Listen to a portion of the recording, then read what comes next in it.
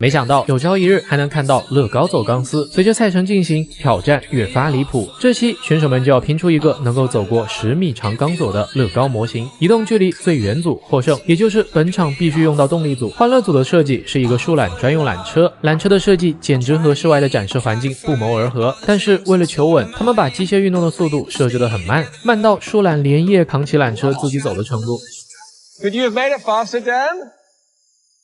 Yeah, I could have. Okay, good to know, mate. Glad to hear it. Later. All right, almost there. Here we go. Come on, 37 minutes. Yeah, baby.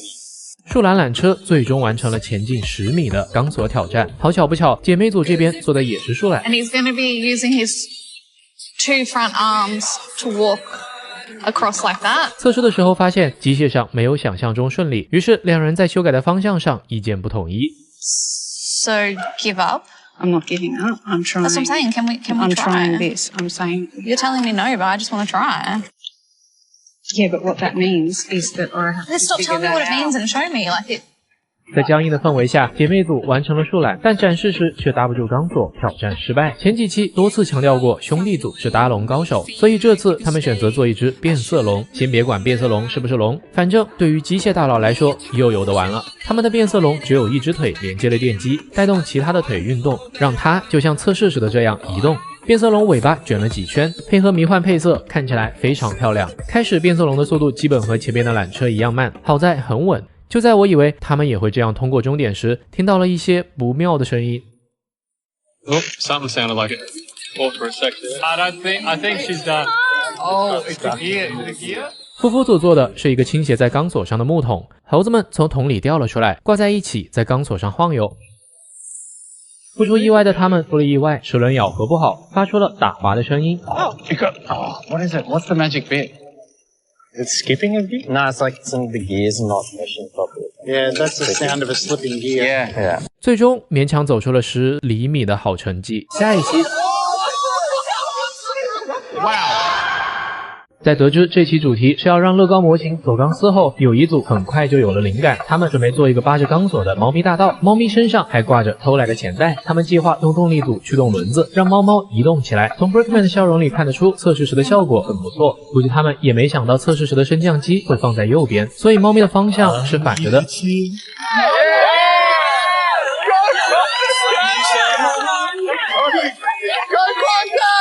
It's the fastest crime getaway of all time. 也许是因为猫是橘色的原因，爬到一半时，机械被重量制裁了，静止在了半空中。To the snag. So, Hayne, I'm going to call it 4.5 meters. 最后成绩4.5米。比起前面努力稳住却还是失败的选手们，胡子小哥组的这个更让人捏把汗。他们准备做一个从土地上连根拖出来的风车，行进方式就是在模型中间加轮子驱动。其他组都是能挂在钢索上的那种，重心都在下半部分。所以我比较好奇他们要怎么做，让重心在上半部的同时还能够平衡住。而且他们模型的尺寸让 Brickman 非常兴奋。不过测试环境节目组是在所有作品都完毕后才告知选手们的，所以在当得知测试要在室外而且是风更大的海边进行时，他们是最慌的一组。一个拔地而起的风车在空中不断飞翔，寻找着新的落脚点，就像是某个奇幻电影设定。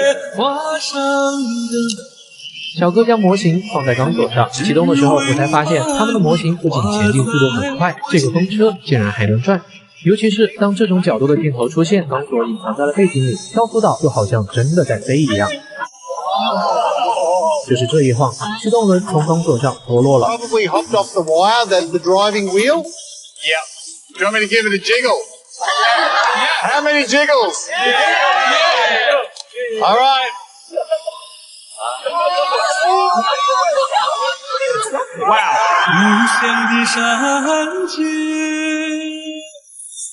漂浮岛以一个壮丽的姿态完成了着陆，可惜规则里是走的最远组获胜，因此欢乐组的树懒缆车成功拿到了第1名，拿到了下半场比赛的特权。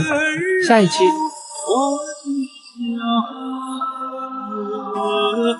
在这些街景前面摆着6块底板，选手们这期就是要在这些底板上建造城市，而且每个城市的故事里都需要有一个秘密。但往后看就知道，这不只是在底板上搭建这么简单。欢乐组上期拿到了第1名特权，所有选手的街区选择都是他们决定的。他们给自己选了一个小餐厅，策划了一起外星人入侵地球后的派对。这时候 Brickman 追到了砖块屋，带来了一个消息。You've obviously had the advantage to choose the base plates for each team. Yeah. There's actually another advantage. You should look under your base plates as well. Completely up to you what you want to do with that information. 听完，2个人迅速回到底板前查看。 Base plate underneath. 这意味着故事要延伸到地下，而他们的特权就是提前知道这个消息。于是他们继续扩展外星人的故事，让外星飞船坠毁地球时直接插在了地下。不过考虑到这期可能是淘汰赛，他们也迅速的将消息告知了其他组。 Put your hand under the table. This does under the table. 凹版氛围真的很好，但时间是真的短。这期只有10小时，还要搭桌子下面的部分。直接来看他们的最终呈现。街区正在巨型街头游行，空中飘着一个大型的红色猴子气球。然而人们不知道的秘密是，藏在地下的外星人们等到了人类举办派对这个机会，他们终于能装成 cos 外星人的游客出来透口气。作品各方面都很均衡，红色猴子气球完美的承担起了视觉重心的任务。 You know how to make the most complex things I've ever seen on Lego Masters. Awesome. 胡子小哥组被分到的街景是篮球场和涂鸦墙，这种很美式又比较日常的街景。他们准备在旁边盖一座小屋子，里面生活着一只热爱偷盗的巨型喜鹊，因此场景的每个部分都会出现一些丢失的东西。在摸到底板下面的凸点后，他们在下半部做了一个佛波罗审讯室，用来调查这起盗窃案，还有警局通过地图分析的场景。他们设计了很多情节来增强故事关联性，比如正在街边调查痕迹的警察。 These guys have found a feather. Roped it off, got the photographer in, CSI is happening, awesome, like really, really cool. 还有审讯室里正在被调查的无辜的鹦鹉、晾衣杆上失踪的内衣等等，都是喜鹊的作品。他们还给墙做了可开合设计，但评委认为这样反而有点掩盖住了故事。 The big details that we needed to see, like, you know, this giant red bird and all the cool stuff, we just needed to see them a little bit more open. Not only are you hiding the secret from the minifigs, which needed to be done, you're also hiding it from us. Yeah. 下一期 Of course Hamish puts toilet humour into our build. But it was right. 夫妇组再次因为年纪最大被分到了老音像店和游戏厅。 The senior citizens in the group have received a senior citizens block. 也许是为了对年轻人表示抗议，他们准备做一个反击故事。一栋看似是图书馆的建筑，其实里面是老人在制作一些骗孩子们上瘾的游戏。这样一来，作品的核心不是模型，而是故事，表达上的难度更高。因此，他们采用了剖面的形式，桌子下半部就做成一个伪装成隧道的秘密电梯，通向制作游戏的地方。 We really wanted this to be a cutaway. And we know the only way we should be making a cutaway is to the edge of the plate. Let me get the thing. I'm just trying to get it. But then we work out that the lift shafts under the building and the lift shafts in the library don't line up.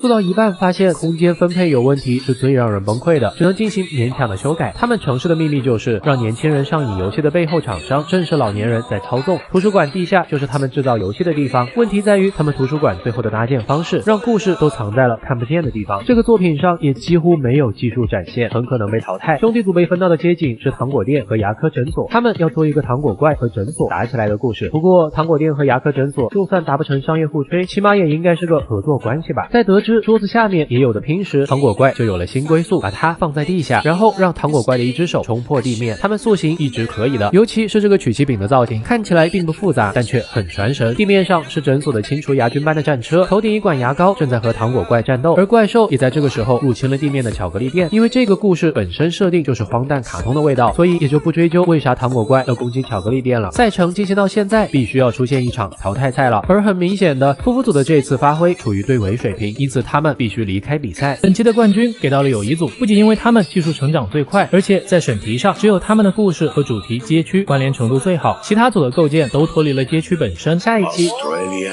one small step for man, 2 nights of wow and wonder.